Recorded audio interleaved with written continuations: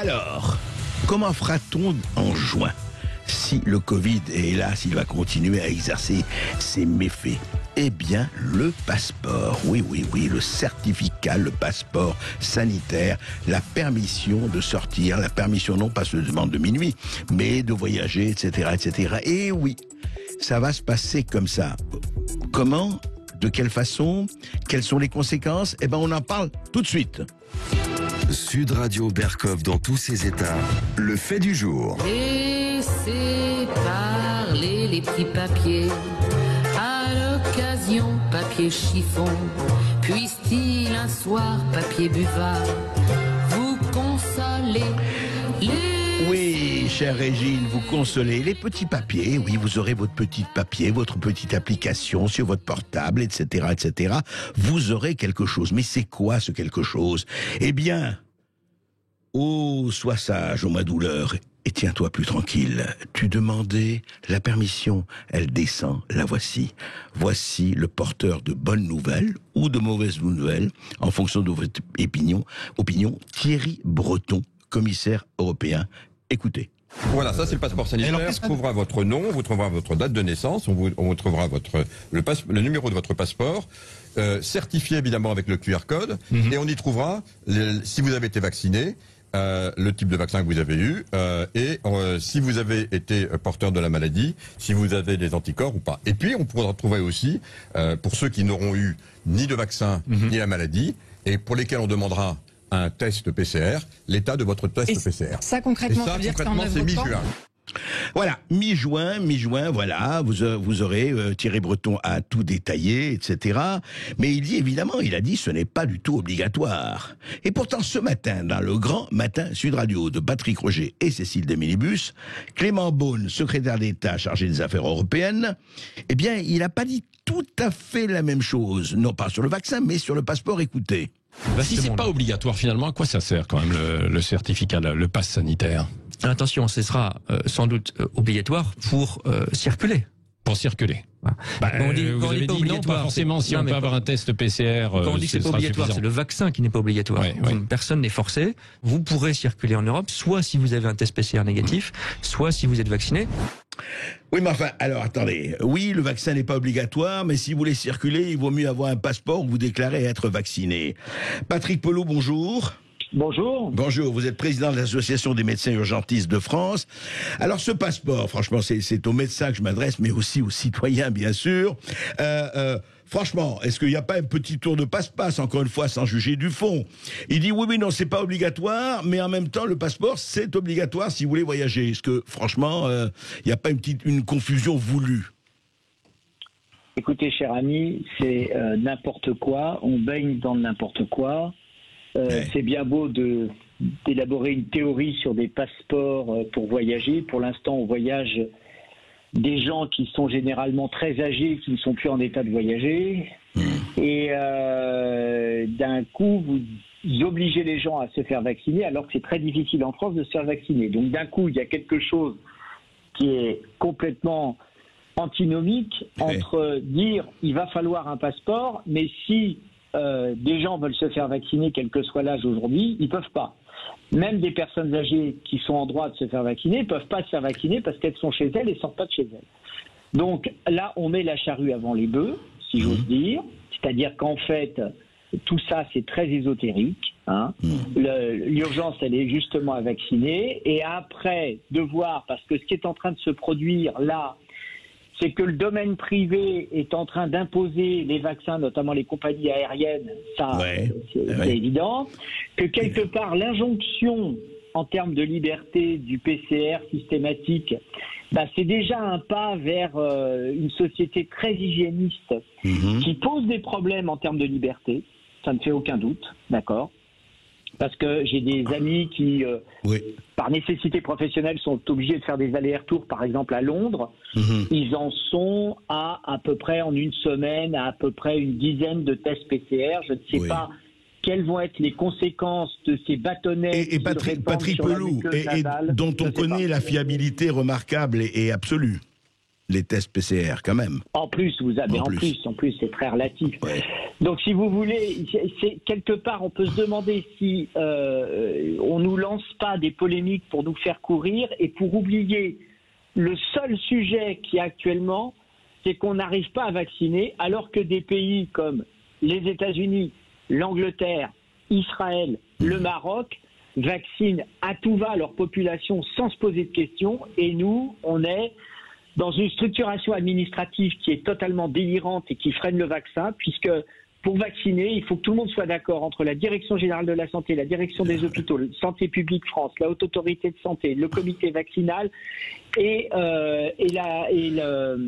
j'en oublie. Et c'est pas les manques de doses, c'est aussi les manques de doses aussi encore sur le marché. Alors non, parce que vous savez, il a fallu quand même, parce qu'on est à un point tel aujourd'hui, qu'il faut que ça soit le président de la République qui tape du poing sur la table en disant je ne reconfinerai pas tant que les frigos sont pleins. Parce que ce qu'il faut que vous sachiez, c'est que dans certains endroits, il y a des médecins, je ne sais pas d'où ils ont eu ces idées, se sont dit on va faire des petites réserves si l'épidémie repart. Mais bande d'andouilles, l'épidémie est là. Qu'est-ce que vous gardez les vaccins dans des frigos, hein? Et quand j'ai des témoignages que je reçois sur Instagram qui sont édifiants de gens qui sont soignants, qui ont moins de 50 ans, mais qui se disent puisqu'on a un gros problème du coronavirus nosocomial, c'est-à-dire de la Covid-19 que les gens attrapent à l'hôpital. Donc il y a des personnels qui sont responsables et citoyens qui disent je vais me faire vacciner, comme ça je vais protéger mes malades. Ils vont au centre de vaccination, on leur dit ah non, vous ne pouvez pas vous faire vacciner, vous avez moins de 50 ans. C'est n'importe quoi. C'est assez hallucinant. Merci Patrick Pelloux, merci d'avoir donné un tableau réaliste, mais de la situation. Et justement, nous avons avec nous aussi, alors on va parler du côté peut-être plus juridique, et puis surtout atteinte aux libertés ou pas, avec Nicolas Leblond. Bonjour Monsieur Leblond. Bonjour, Monsieur Berkoff. Bonjour, vous êtes doyen de la faculté de droit et de l'administration publique de Valenciennes et surtout, on vous a déjà reçu, vous avez beaucoup et très bien parlé de cela. Franchement, ce passeport tel qu'on le présente, d'abord, vous voyez, la contradiction obligatoire ou pas obligatoire, mais surtout par rapport je veux dire, à l'état de droit, puisque nous sommes censés vivre dans un état de droit où les libertés, évidemment, c'est tout le rapport liberté-santé, mais justement, votre appréciation de cette situation? Tout d'abord, le passeport vaccinal, très bien. On sait très bien qu'il existe déjà des obligations vaccinales pour voyager. Donc sur le principe, ça pose pas de difficulté. En revanche, ce qui est intéressant, c'est la répartition des compétences de l'Union européenne et de la France. C'est Monsieur Thierry Breton qui nous dit qu'il y aura un passeport vaccinal au mois de juin. Il le dit, mais parce qu'il faut savoir que l'Union européenne a une compétence en matière de transport. Donc, éventuellement, que l'Union européenne impose pour les déplacements de personnes à l'intérieur de l'espace de l'Union européenne ce passeport vaccinal, c'est possible. En revanche, à l'intérieur des États, l'Union européenne n'a qu'une compétence d'appui, c'est-à-dire que c'est aux États de choisir. Elle peut leur proposer cet outil, mais aux États de choisir de l'utiliser ou pas.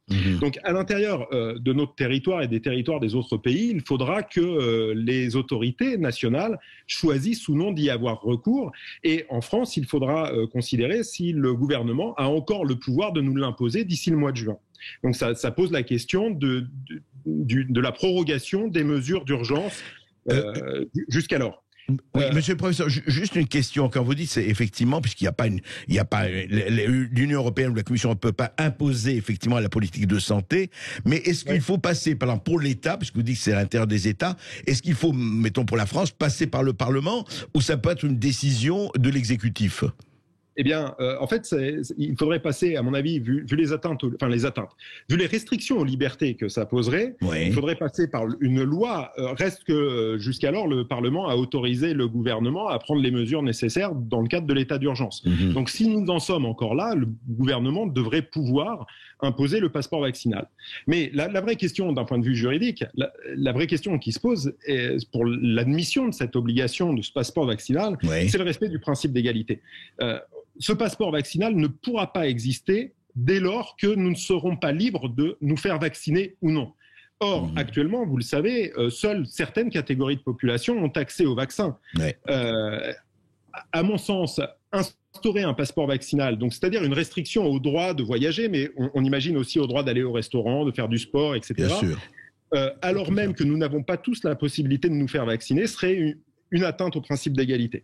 Donc, il faudra, en France, pour que le passeport vaccinal puisse être imposé, que nous ayons accès tous au vaccin et que donc nous ayons les doses et que le gouvernement ait abandonné, non, mais ait changé son plan de vaccination. Que nous puissions tous nous faire vacciner, quel que soit notre âge, notre génération, etc. C'est ça. Exactement. Exactement. Parce que sinon, ça n'a pas de sens. Vous imaginez, par exemple, vous qui êtes un peu plus âgé que moi, vous serez vacciné, vous aurez donc accès au restaurant, et moi, on m'interdira d'aller au restaurant ou à la salle de sport, alors même que je n'aurais même pas pu faire le choix. Donc là, il y a une rupture d'égalité qui est flagrante. Par ailleurs, il y a un autre problème qui se pose, à mon sens, c'est un problème de proportionnalité et d'accès aux données médicales.